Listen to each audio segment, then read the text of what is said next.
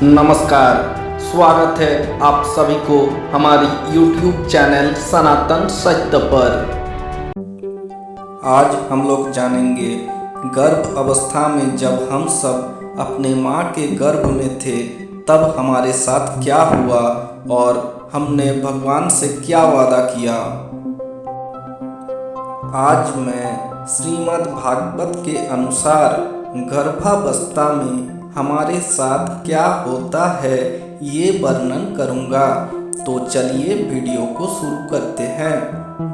श्रीमद् भागवत के अनुसार भगवान कहते हैं कि हम सब मातृगर्भ में पहले मांस पिंड के रूप में हमारी जीवन का शुरू होता है।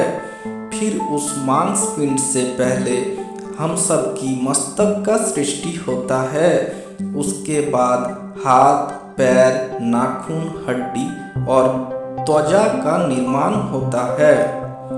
ये सब का निर्माण के बाद गर्भ में जीव को भूख और प्यास का जन्म होता है।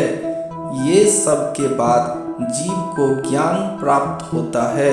हम सब तब अपने माता के गर्भ में अवस्थान करते हैं। माता की गर्भ में अवस्थान करते हुए हम सबको इच्छा नहीं होता है, फिर भी मल और मूत्र के बीच में सोए हुए हम सबको रहना पड़ता है।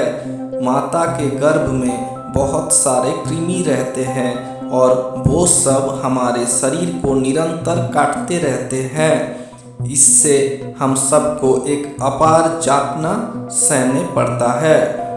एक पक्षी को पिंजरा में जैसे कैद करके रखा जाता है, उसी प्रकार हम सब अपने माँ के गर्भ में रहते हैं। बहुत ही कष्ट से हम सब अपनी मातृगर्भ में रहते हैं। गर्भ में जब हम सब रहते हैं तब हम सबको अपने सारे पूर्व जन्म की स्मृति याद आ जाता है। सत जीवन में जितना भी पाप किया है हम सबको तब याद आ जाता है। अपना पाप कर्म याद आने के बाद हम सब मातृगर्भ में अपने आप को कोसते हैं। सप्तम महीना में मातृगर्भ में हम सब ज्ञान लाभ करते हैं। कीट के समान हम सब तब अस्थिर हो उठते हैं। पुनर्बार गर्भवास ना हो, इसीलिए हम सब तब हरि की आराधना करते हैं। हम सब भगवान से कहते हैं, जो हरि विभिन्न रूप धारण किए हुए है उसी हरि का हम शरण लेते हैं। हम सब कहते हैं कि हम बहुत ही खराब और मूर्ख है, हमारा परिणति सही हुआ है। जिन शरीर को धारण करके मातृगर्भ में हम सब सजा भोगते हैं, उसी शरीर में भी हरि का वास होता है। हरि हम सब का हृदय में वास करता है। पंचभूत से निर्मित ये मानव शरीर मिथ्या है, फिर भी श्री हरि अपने महिमा से हमारे हृदय में वास करता है। हरि सर्वज्ञ वो सबका मालिक है।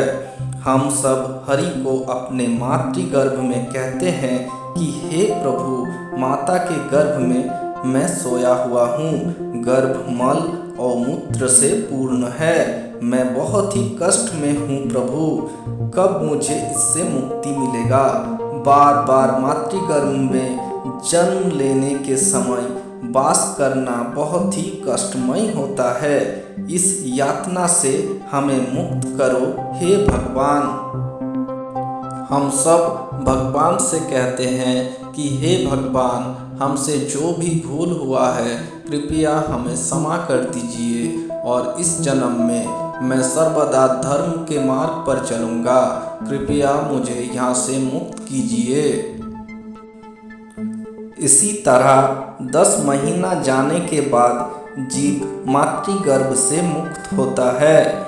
मातृगर्भ से बाहर धरती पर आने के बाद शिशु सब कुछ भूल जाता है और जोर जोर से रोने लगता है और उसको मातृगर्भ में हुआ कुछ भी बातें और भगवान की स्मृतियाँ याद नहीं रहता है।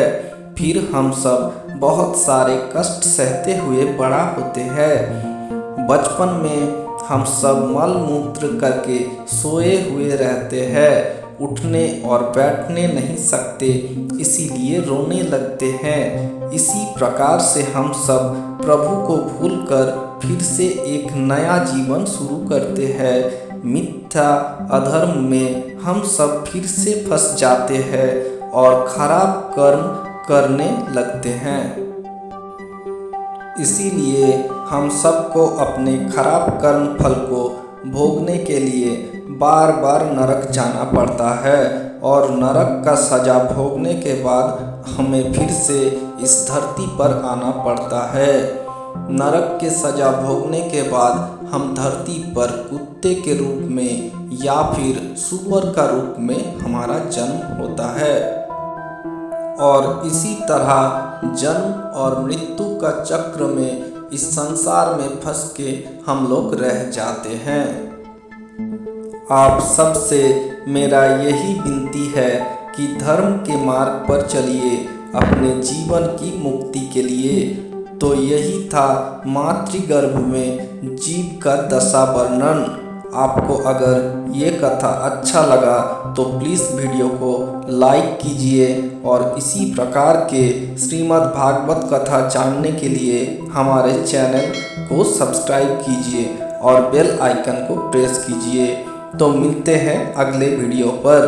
भारत माता की जय।